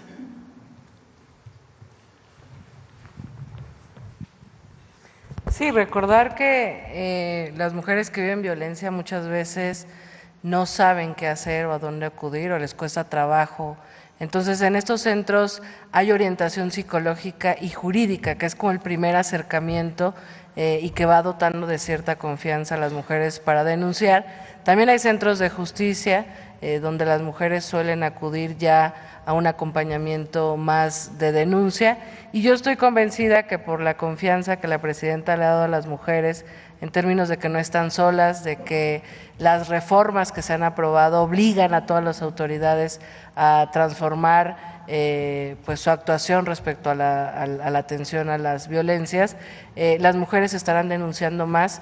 Hemos estado acompañando en la Secretaría de las Mujeres y en estos centros libres son el primer contacto, digamos, de mujeres que empiezan a dialogar su violencia o a encontrar alguna respuesta y que son canalizadas de distintas formas, además de algunas otras, digamos, vehículos por donde están muchas mujeres denunciando, como la línea telefónica que en su momento también presentamos, pero bueno, son el primer acercamiento y el primer contacto. Gracias, secretaria. Presidenta, en el estado de Hidalgo, aquí se ha denunciado en varias ocasiones la preocupación por parte del municipio de Valle de Pan y del municipio de Emiliano Zapata, esto por la llegada de esta planta o de esta empresa Time Ceramics, en donde pues más allá de que sí se les ha dado el apoyo, han estado el gobierno y las instancias correspondientes cercanas a los pobladores que han, insisto, alzado la voz desde este estado. Pues bueno, se sabe que actualmente pues ya esta empresa está pagando las cuotas sindicales a lo que se conoce como la CATEM. En ese sentido, presidenta, ellos piden que no los abandone, saber si la CONAGUA sabe precisamente de este problema hídrico que existe pues en este estado y específicamente en este lugar, y ellos están pidiendo pues que no los dejen solos, que la CONAGUA esté enterado de todo lo que están haciendo ahí y pues bueno, saber si en el tema también del suelo agrícola en esta zona la Secretaría correspondiente también tiene conocimiento de pues si bien es cierto, vienen nuevos empleos, pero también que no se deje a un lado este tema particularmente. Cuando hay una empresa que quiere construir en un suelo que es agrícola, el municipio tiene que darle el cambio de uso de suelo. En la Ciudad de México este cambio de uso de suelo lo da el Congreso, pero en general en los municipios el cabildo decide si hay un cambio o no de uso de suelo. Para poder ocupar agua que tenía un derecho agrícola, que además no pagan derechos, o sea, no hay pago en el caso del riego agrícola, tiene que ir a CONAGUA a cambiar el uso, si pasa de agrícola a industrial, necesariamente. De hecho, esta puesta en orden de todas las concesiones de agua ha pasado por ahí. Muchos usos agrícolas que ya no son agrícolas, son urbanos, son industriales, tienen que ponerse en orden y tienen que pagar. Cuando se instaló esta empresa, todavía fue al final del gobierno del presidente López Obrador, y incluso me lo preguntó en el periodo de transición, que cómo veíamos, y los dos coincidimos en que pues tenían que hablar con la comunidad para ver si aceptaba que se pusiera la empresa y además pues que el agua sirviera para, primero que nada, dar agua a la gente y después ya para el uso industrial, además de todas las normas que tenía que cubrir. Entonces le pido a CONAGUA que le dé seguimiento a ver exactamente qué pasó y si se está cumpliendo con todo. Finalmente, presidente, el día de ayer, en efecto, al Consejo de Morena, pues llegaron algunos gobernadores, los consejeros, y pues el mensaje, más allá de todo lo que se vivió, de este caos que se vivió desde inclusive antes de que iniciara este consejo, pues bueno, es el mensaje de unidad para dejar pues atrás todas las especulaciones de división y bueno, se convoca sí o sí a trabajar para robustecer el movimiento rumbo, en efecto, al 2027. ¿Cuál es su opinión, presidenta? Usted que viene precisamente de este movimiento, ¿cuál es la opinión que tiene una vez que ha finalizado pues nuevamente esta unión del Movimiento de Regeneración Nacional? Sería todo de mi parte. Gracias. Como decía, es muy fuerte el movimiento de transformación, mucho más fuerte que los 3 partidos políticos que apoyan y que Morena, que es pues el partido más importante donde surge el movimiento de transformación, mucho más que eso. Y lo veo cuando salgo, la gente está contenta. Hay problemas, sí hay problemas en el país, por supuesto, pero la gente está contenta con la transformación en México, no quiere regresar al pasado de corrupción y privilegios. Eso se muestra no solamente en la gente, en el cariño, en el recibimiento, sino también en las encuestas. Entonces, y repito, Morena pues no debe de alejarse de ese sentimiento y de los principios y de las causas, porque nosotros no llegamos al gobierno impuestos por una élite o por una persona. Nosotros representamos un movimiento social y eso no se nos debe olvidar nunca. Por eso la cercanía con el pueblo es obligación y responsabilidad. Bueno, ¿quién más? A ver, aquí nada más para finalizar.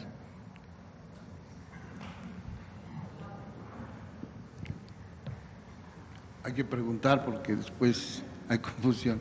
Presidenta, mañana vamos aquí ya casi quiero. Sí. ¿Para qué? Breve, Presidenta.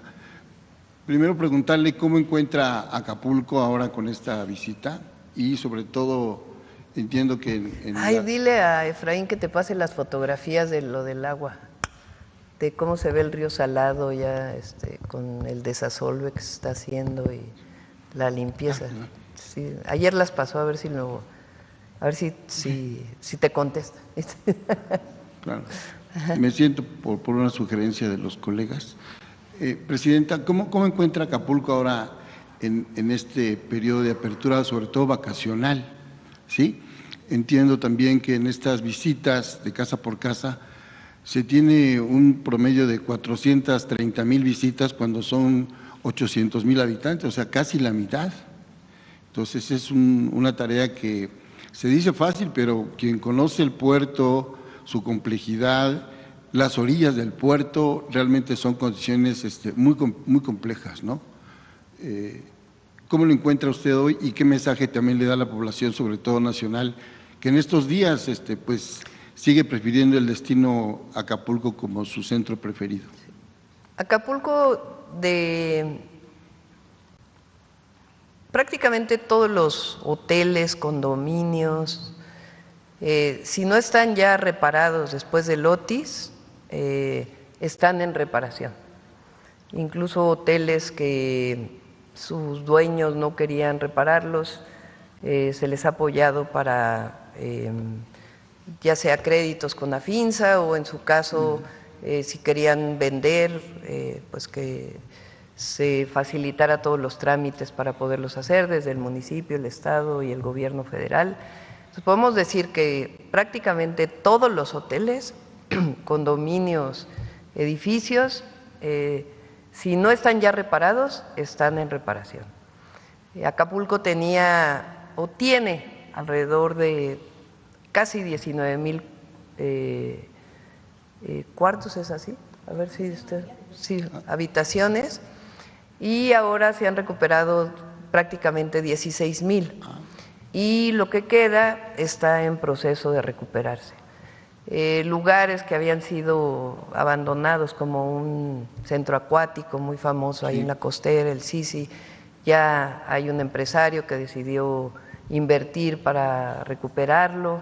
En fin, va avanzando mucho. Fonatur, tomamos la decisión de que asumiera la responsabilidad de una buena parte de la costera, tanto de Acapulco como de Coyuca, para su mantenimiento. Entonces la costera está realmente muy bonita, está limpia, los camellones están muy bien cuidados. Se hizo una intervención muy importante pues por parte de Bienestar para todas las viviendas. Se está trabajando para hacer senderos seguros en las colonias, en la Colosio, en Renacimiento. Después llegó el John, tuvo muchas afectaciones y prácticamente se está recuperando. Y a ver si están por ahí las fotos, porque pueden ver, se decidió hacer una inversión en los siguientes años de cerca de 7,000 millones de pesos para poder recuperar plantas de tratamiento, sistemas de distribución de agua potable, plantas de bombeo, desasolve de ríos, de arroyos, reubicación de viviendas. Entonces es una inversión muy importante. Y en términos de los eventos que hay en Acapulco, pues están los mejores eventos, está recuperando su vida de manera muy importante, así que vayan a Acapulco, porque la van a pasar bien. Gracias, Presidenta. Y además el pueblo de Guerrero es excepcional. Sí. Excepcional. De hecho, su primer gira como presidenta fue la asistencia a Acapulco. Sí, ahí asistimos a una colonia que Alejo Peralta, que tenía un problema muy grave ahí de una conducción de agua totalmente asolvada, requerían una planta de bombeo para no volverse a inundar y ya está todo instalado. De aquella vez que fuimos del John, ahora pues es completamente otra colonia. Y ahí también se ha ido de vacaciones. Ah, sí, ahí fuimos de vacaciones. No, 3 días. Sí. Presidenta, otro tema que tiene que ver con las esculturas, que no es menor, en la Ciudad de México, en la Ciudad de México, y el maestro Alfonso de Real tiene ese registro, y sobre todo la delegación Cuauhtémoc tiene pues más de 50 esculturas, edificios, monumentos de patrimonio artístico. Esta acción que se realiza por parte de la delegada de la delegación Cuauhtémoc de remover las esculturas de estos dos insignes luchadores sociales por las libertades.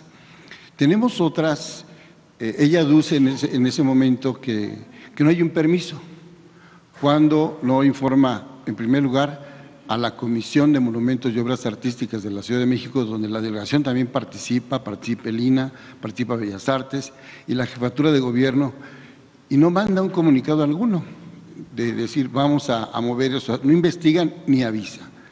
Y en otro sentido hay en ese tema las usos y costumbres en la ciudad también de establecer nuevos símbolos. Tenemos el caso de la antimonumenta, por ejemplo.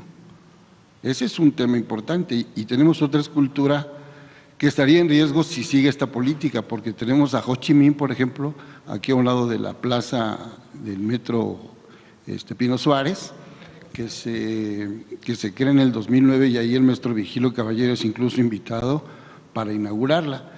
Tenemos otra propuesta, incluso hay una propuesta del 2013 ante el gobierno de la Ciudad de México de convocar a una propuesta de estatua en homenaje a John Lennon como misionero de la paz. Bueno, tenemos una cultura de propuestas y libertades.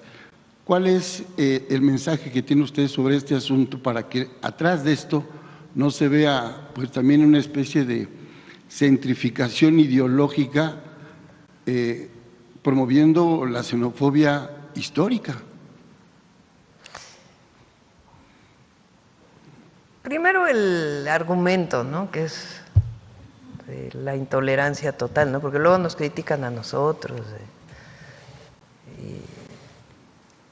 Pero yo creo que lo más grave fue que es ilegal la manera en que removió este monumento.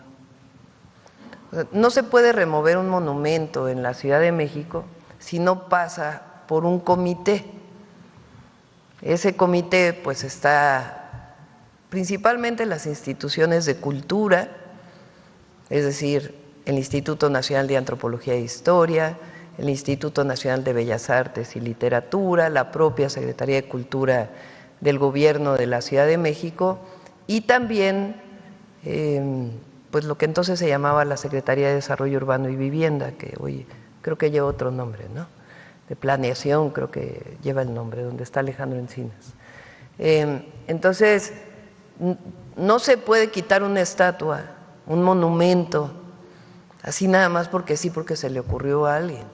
Tiene que pasar por un comité, y en este caso no pasó por el comité. Y el argumento, primero, es de una intolerancia tremenda, y segundo, pues también muy hipócrita, ¿no? Porque ya después se vio que ella estuvo también en Cuba de vacaciones, o sea, si hubiera estado tan en contra, pues no se hubiera ido ahí de vacaciones, ¿no?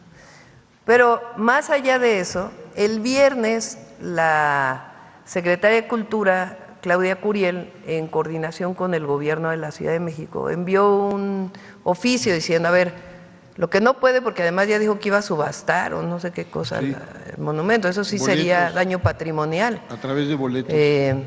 Entonces, lo que se pidió ya en coordinación con el Gobierno de la ciudad, con la jefa de gobierno, con Clara Brugada y su Secretaría de Cultura, pues es que entregue el monumento y que se reubique en otro lugar para que pues ya resolver de esa manera. Lo cierto es que se retiró pues de una manera ilegal. Presidenta, digo nada más para cerrar este ciclo y con esto concluyo, en este tipo de manifestaciones culturales que son amplias, históricas, que nos llevan a relaciones internacionales. Digo, aquí tenemos muchísimas esculturas, por ejemplo, de Gandhi, ¿no? Y tenemos a grandes escritores, músicos, en toda la ciudad. Tiene que haber argumentos, ¿verdad? Porque sí, yo puse de ejemplo lo que nosotros hicimos.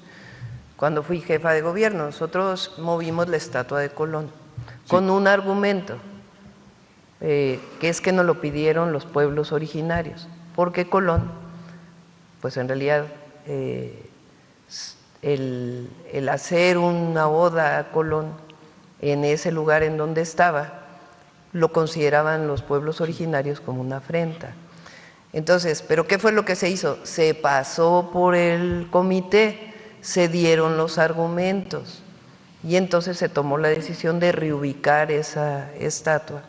Ahí iba a estar la joven de Amajac, pero llegaron los colectivos de mujeres sí, y pusieron la glorieta de la mujer en lucha, se llama, ¿no? Sí, y se quedó ahí ese monumento y la joven de Amajac se puso a un lado.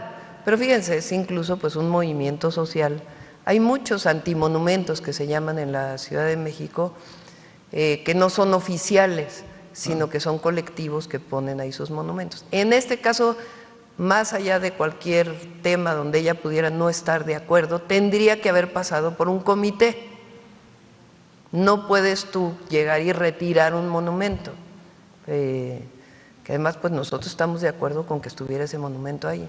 Pero más allá de hecho, si ella como alcaldesa no quería que el monumento, no tiene atribuciones para retirarlo, tiene que solicitar al comité, porque como bien dices, pues hay un asunto histórico de reconocimiento y el comité valora si debe permanecer o no debe permanecer ahí a solicitud de una autoridad o de un ciudadano.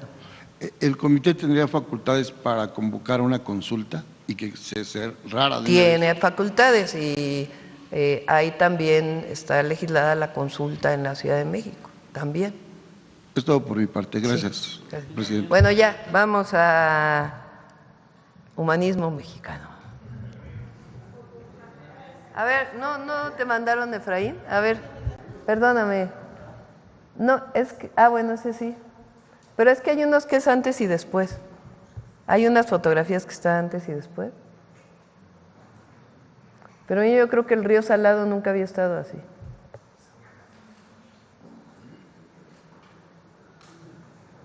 Mira, allá por aquí hay una compañera guerrerense. Pero hay unos de antes y después, ¿no los tienes esos? Porque no solo fue el río Salado, sino muchísimos colectores.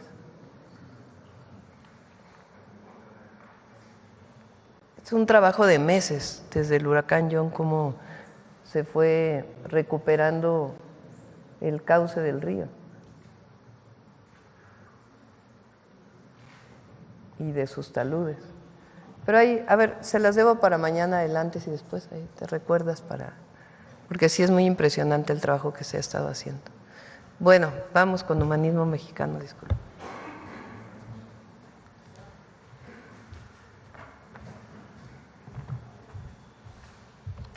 Con su permiso, Presidenta, buenos días a todos y todas. ¿Saben ustedes quién dijo la frase, prefiero pagar primero a un maestro que a un general? Bueno, pues fue precisamente un general revolucionario, Francisco Villa, quien en 1920 se retiró de las armas para poner en marcha los principios humanistas por los que luchó toda su vida. Trabajar la tierra en libertad, producir lo necesario y distribuirlo entre todos y todas.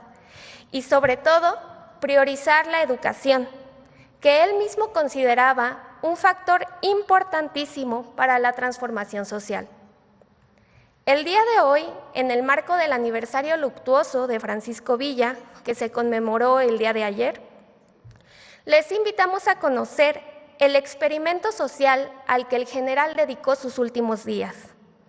La colonia de la Hacienda de Canutillo, un proyecto que, como podrán ver a continuación, inspira al humanismo mexicano. La historia de México nos enseña que los sueños alimentan las acciones que hacen posibles los cambios. Esos anhelos de tener una vida mejor, una sociedad más justa, mayores libertades y derechos son el motor de la historia. Los sueños justicieros de Hidalgo y Morelos, de Leona Vicario, de la generación de la Reforma, de Madero y Hermila Galindo, se hicieron realidad y propiciaron las transformaciones que inspiran al humanismo mexicano. El caso de Villa no fue la excepción. Desde joven, había soñado que los hacendados no abusaran de sus trabajadores y sus familias, que la justicia fuera pareja y no estuviera al servicio de los poderosos. Junto a Madero, Francisco Villa soñó que México fuera un país democrático y, con Zapata, que los campesinos tuvieran su tierra y una vida digna. Villa le contó al periodista John Reed otro sueño que le animaba a seguir adelante. Serán establecidas en toda la República colonias militares formadas por veteranos de la Revolución. El Estado les dará posesión de tierras agrícolas y creará grandes empresas industriales para darles trabajo.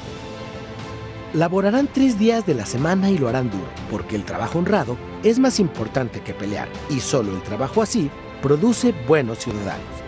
En los otros días recibirán instrucción militar, a la que a su vez impartirán a todo el pueblo para enseñarlo a pelear. Entonces, cuando la patria sea invadida, en mediodía se levantará todo el pueblo mexicano de sus campos y fábricas, bien armado, equipado y organizado para defender a sus hijos y a sus hogares. Mi ambición es vivir mi vida en una de las colonias militares, entre mis compañeros a quienes quiero, que han sufrido tanto y tan hondo conmigo. En julio de 1920, cuando Villa tenía más de 10 años combatiendo en la Revolución, se abrió la oportunidad para negociar la paz con el gobierno encabezado por Adolfo de la Huerta, presidente interino que sustituyó a Venustiano Carranza y quien puso todo su empeño en pacificar el país. Para dejar las armas, el Centauro aceptó la hacienda de Canutillo al norte de Durango, una hacienda en ruinas en donde se instalaría con 50 de sus dorados, con familiares y soldados, además de 200 campesinos para trabajar la tierra en libertad. Comenzó entonces el experimento social de Villa. Se puso a trabajar incansablemente con sus hombres.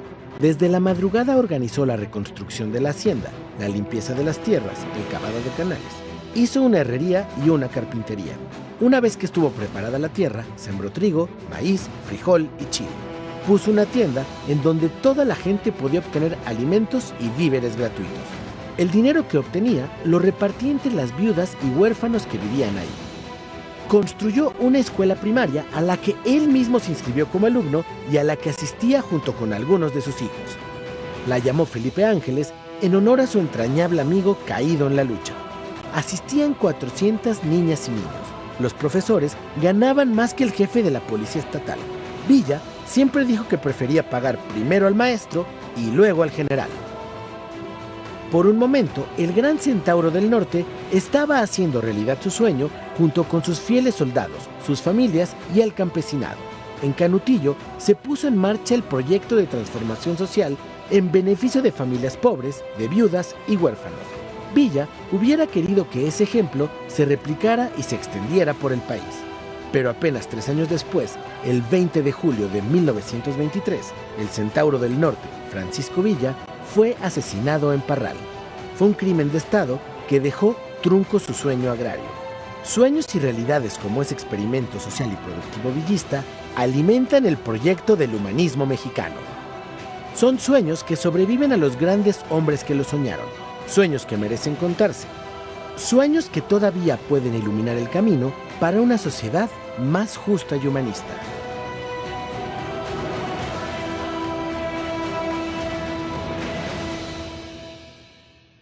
Muchas gracias.